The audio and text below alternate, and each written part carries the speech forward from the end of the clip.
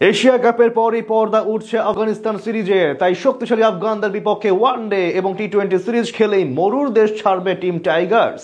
তবে সংক্ষিপ্ত ফরম্যাটে দু দল মুখোমুখি হয়েছিল সবশেষ বিশ্বকাপে, যেখানে হেরে আসর থেকে বিদায় নিতে হয়েছিল বাংলাদেশকে। আর সেই হারের বদলা নিতে গড়তে হবে শক্তিশালী টি-20 স্কোয়াড। সব মিলিয়ে আফগানদের হারাতে এবার কারা থাকছেন স্কোয়াডে, এই নিয়ে জানবো আমির হামজার রিপোর্টে। আগামী 9 সেপ্টেম্বর থেকে শুরু হতে যাচ্ছে এশিয়া কাপের আসর, যা চলবে 28 সেপ্টেম্বর পর্যন্ত। তবে এশিয়া কাপের পরই দেশে ফেরার সুযোগ নেই টাইগারদের, কেননা এশিয়া কাপের পরপরই শক্তিশালী আফগানিস্তানের বিপক্ষে 3 ম্যাচের ওয়ানডে এবং টি-20 সিরিজ খেলবে টাইগাররা। আগেই শোনা যাচ্ছিল আসন্ন এই সিরিজের সবকটি ম্যাচই হবে সংযুক্ত আরব আমিরাতের ভেন্যুতে।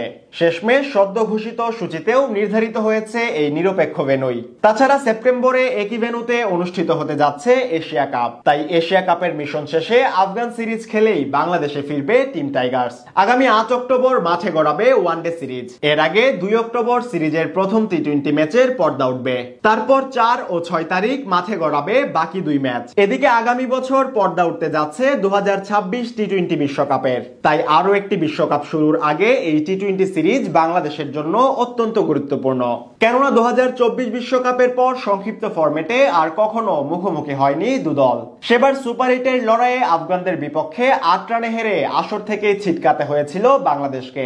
ফলে এবার বদলা নেয়ার দারুণ সুযোগ টাইগারদের সামনে। তবে র্যাঙ্কিং এ এগিয়ে থাকার পাশাপাশি আফগানদের রয়েছে শক্তিশালী টি-20 দল। ফর্মের দিক থেকেও সাম্প্রতিক সময়ে বেশ ছন্দে আছেন রশিদ খানেরা। তাই তাদের হারাতে হলে এবার শক্তিশালী স্কোয়াড গড়ার কোনো বিকল্প নেই টাইগারদের। এদিকে টাইগার ক্রিকেটারদের সাম্প্রতিক পারফরমেন্স বলছে আসন্ন এই সিরিজে দলের ওপেনিং এর জন্য স্কোয়াডে থাকবেন 2 আগ্রাসী ওপেনার তানজিদ তামিম ও পারভেজ ইমন। বর্তমানে টাইগারদের ওপেনিং এর মূল ভরসায় এই 2 তরুণ। তাদের ভয়ডরহীন ব্যাটিং এ সবশেষ 2 সিরিজে দারুণ সাফল্য পেয়েছে টিম টাইগার্স। ফলে এশিয়া কাপের পাশাপাশি আফগান সিরিজেও তারাই হবেন নির্বাচকদের প্রথম পছন্দ। তবে ব্যাকআপ ওপেনার হিসেবে রাখা হতে পারে সৌম্য সরকারকে। এশিয়া কাপের দলে না থাকলেও স্ট্যান্ড বাই হিসেবে আছেন এই বাহাতি। অন্যদিকে ওয়ান ডাউনের জন্য এবারও স্কোয়াডে থাকবেন অধিনায়ক লিটন কুমার দাস। তার সাথে ব্যাকআপ হিসেবে থাকতে পারেন সাইফ হাসান। তবে মিডল অর্ডারের জন্য তাওহিদ হৃদয়ের সাথে রাখা হতে পারে নুরুল হাসান সোহানকে। এছাড়া মিডল অর্ডারের গুরুত্বপূর্ণ 2 ট্রাম্প কার্ডই হবেন শামীম হোসেন পাটোয়ারি এবং জাকের আলী অনিক। তাদের সামর্থ্য নিয়ে অবশ্য নতুন করে না বললেও চলে। পাশাপাশি স্পিন ইউনিটেও খুব বেশি পরিবর্তনের সুযোগ নেই। শেখ মাহাদির সাথে রিশাদ ও নাসুমের উপরই ভরসা থাকবে টিম ম্যানেজমেন্টের। তবে এশিয়া কাপে তাদের পারফরম্যান্সের উপর ভিত্তি করে তানভীর ইসলামকেও সুযোগ দেওয়া হতে পারে। বিপরীতে পেস ইউনিটেও দলের 2 বড় তারকা তাসকিন মুস্তাফিজের জায়গা নিশ্চিতই এক প্রকার। সাথে অলরাউন্ড পারফরমের জন্য রাখা হতে পারে সাকিব এবং সাইফুদ্দিনকে।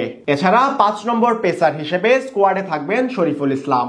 সব মিলিয়ে আফগানদের হারাতে এবার বেশ শক্তিশালী স্কোয়াড নিয়েই মাঠে নামবে টিম টাইগার্স।